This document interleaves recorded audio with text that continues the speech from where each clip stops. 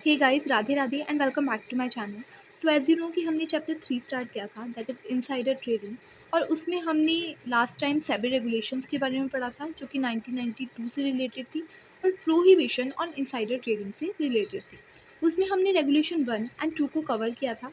इस वीडियो में हम रेगुलेशन 3 से पढ़ेंगे, that is board right to investigate. तो इसमें पहला पॉइंट क्या कहता है कि जहाँ पर बोर्ड को ये लगता है, और ये उसका प्राइम ओपिनियन है, कि इन्वेस्टिगेशन करना और बुक ऑफ अकाउंट्स को इंस्पेक्ट करना ज़रूरी है, चाहे वो रिकॉर्ड्स हो या डॉक्यूमेंट्स हो इनसाइडर के, तो वो क्या कर सकते हैं, अपॉइंट कर सकते हैं एक इन्वेस्टिगेशन अथॉरिटी को इस पर्पज़ के लिए। अब क्या पर्पस होगा इन्वेस्टिगेट करने का, उसके बारे में सब रेगुलेशन 1 में बताया गया है। तो सबसे पहला पॉइंट क्या कहता है कि वो क्या करेंगे, इन्वेस्टिगेशन करेंगे उस सभी कंप्लेंट्स से रिलेटेड जो कि इन्वेस्टर की तरफ से आई है, और अगर वो कंप्लेंट्स इनसाइडर ट्रेडिंग से रिलेटेड है तो उसे इन्वेस्टिगेट करना होगा बोर्ड को। देन सेकंड पॉइंट क्या कहता है कि इन्वेस्टर के इंटरेस्ट को प्रोटेक्ट करने के लिए, उसके राइट को प्रोटेक्ट करने के लिए जो हमारी इन्वेस्टिगेटिंग अथॉरिटी है वो इन्वेस्टिगेशन करेगी, ताकि जितने भी राइट्स हैं इन्वेस्टर्स के उनको प्रोटेक्ट किया जाए।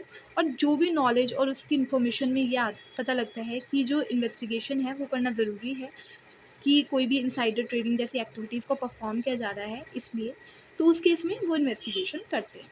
तो अब बात करते हैं प्रोसीजर फॉर इन्वेस्टिगेशन की। इसमें सबसे पहला पॉइंट क्या कहता है कि कोई भी इन्वेस्टिगेशन करने से पहले रेगुलेशन 5 के अकॉर्डिंग एक रीजनेबल नोटिस बोर्ड को इशू करना पड़ेगा हर इनसाइडर को जिसके ऊपर इन्वेस्टिगेशन की जा रही है। देन सेकंड पॉइंट क्या कहता है कि सब रेगुलेशन 1 के अकॉर्डिंग जहाँ पर ये पता लगता है कि हमें इंटरेस्ट को प्रोटेक्ट करना है इन्वेस्टर के, और पब्लिक इंटरेस्ट के लिए हमें इन्वेस्टिगेशन करनी है और वो ज़रूरी है, तो बिना कोई रिटन नोटिस दिए इन्वेस्टिगेशन की जा सकती है। देन थर्ड पॉइंट क्या कहते हैं कि अगर बोर्ड से इन्वेस्टिगेटिंग अथॉरिटी को पावर मिल जाती है, उनसे परमिशन मिल जाती है कि वो इन्वेस्टिगेशन कर सकती है और इंस्पेक्ट कर सकती है बुक ऑफ अकाउंट्स को इनसाइडर की, तो उस केस में वो इनसाइडर की बुक ऑफ अकाउंट्स को इन्वेस्टिगेट करेगी। और अगर उसे ऐसा लगता है कि इनसाइडर ने कोई भी इनसाइडर ट्रेडिंग जैसी एक्टिविटीज़ को परफॉर्म किया है, तो उस पर एक्शन लिए जाए। देन हम बात करते हैं फिफ्थ रेगुलेशन की, that is obligation of insider और investigation by the board.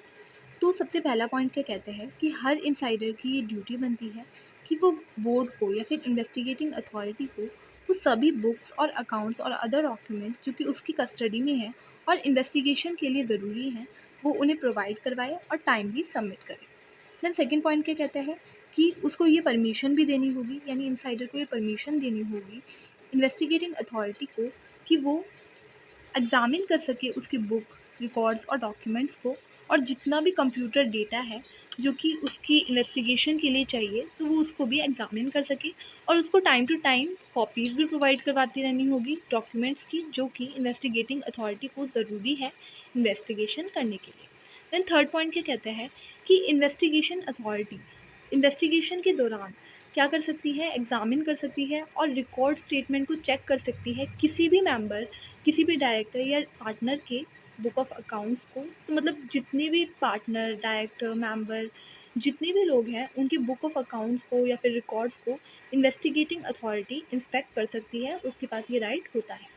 Then fourth क्या कहता है, it shall be the duty of every director, proprietor, partner, officer and employ of the insider to give the investigating authority all assistance in connection with the investigation which the insider or any other person mentioned in clause 1 of subsection 2 of section 11 of the act may reasonably accept it to give।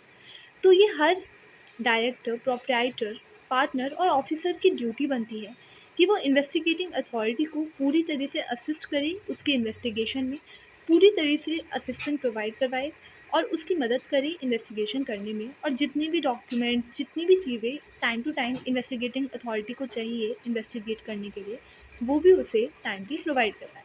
बात करते हैं sixth point की, that is submission of report to the board.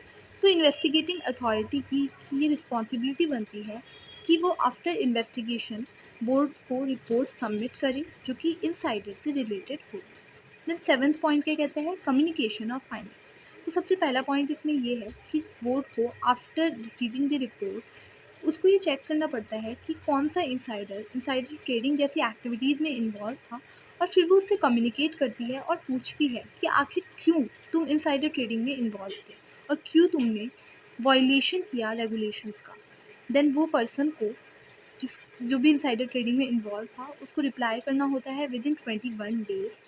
और उस reply को receive करने के बाद या उस एक्सप्लेनेशन को रिसीव करने के बाद बोर्ड क्या करता है, मेजर्स ले सकता है जो कि रिलेटेड होंगे इन्वेस्टर्स के इंटरेस्ट को प्रोटेक्ट करने के लिए और इंटरेस्ट ऑफ सिक्योरिटीज़ मार्केट को भी प्रोटेक्ट करने के लिए। देन 8th पॉइंट क्या कहता है, अपॉइंटमेंट ऑफ ऑडिटर। तो इसमें ये कहा जाता है कि बोर्ड को एक क्वालिफाइड ऑडिटर को अपॉइंट करना पड़ता है, जो कि क्या करता है, इन्वेस्टिगेट करता है बुक ऑफ अकाउंट्स को और अफेयर्स ऑफ इंसाइडर को।